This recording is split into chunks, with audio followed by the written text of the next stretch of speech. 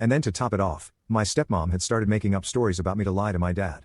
For 1 week, we kept arguing back and forth about what the truth was, and eventually, I lost my cool and started screaming at her. I called her a lot of names, accused her of being a liar, and said that she was just jealous and that she could not have my father all to herself. I said that she was sick in the head for trying to accuse me of doing something that I hadn't even done, especially given my condition. I think that was pretty much the last straw for my father, and he decided to shift me to my grandparents' house, who were kind enough to take me in. I felt very upset that my father was kicking me out of the house when I was in such terrible shape. I even told him that the fact that he was choosing my stepmom over me meant that I was never going to see him the same way again.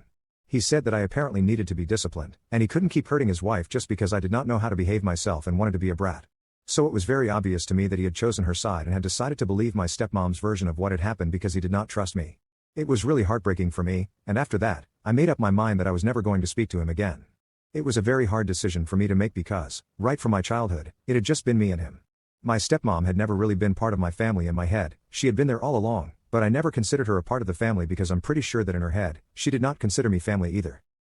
However, after that decision that my father had made, I decided that neither of them were worthy enough of being called family since that was a big word that came with a lot of responsibilities.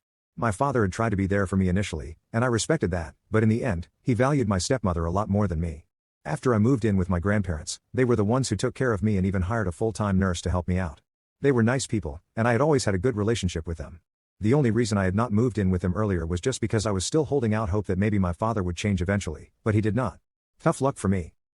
Anyway, they are good people who took care of me and made me feel really loved since they could understand that I was going through a very bad phase of my life. They tried to get my father to visit me, but he kept coming up with excuses. Sometimes he was too busy, and other times he was too tired from work. So for almost 2 months, he did not visit me even once after the accident and after he had kicked me out and moved me to my grandparents' house. Eventually, even my grandparents got into a fight with him because of how he was behaving and said that it was not fair to me. So my father decided to tell them that he had no intention of getting back on good terms with me anytime soon because apparently, my stepmom did not approve of me anymore and had given him an ultimatum to choose between her or me. He had chosen her, and he believed that I needed to learn to be a better person and get along with people. Until that happened, he could not see us having a relationship because he thought that I had been a very difficult child to deal with in recent times, and he could not put up with that kind of behavior anymore for his own sake and his wife's. So that was that, and after that, we've not spoken.